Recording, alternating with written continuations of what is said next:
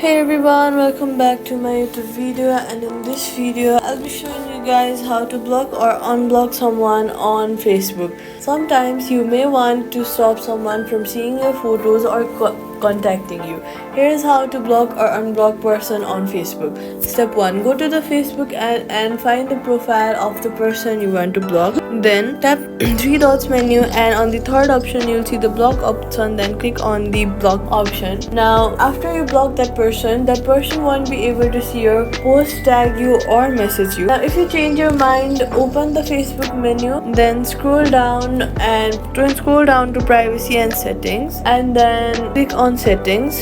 Then under audience and visibility, tap on the blocking option and then click on the unblock option. Now this person will be again able to see your post, videos, and tag you or message you, and that's it.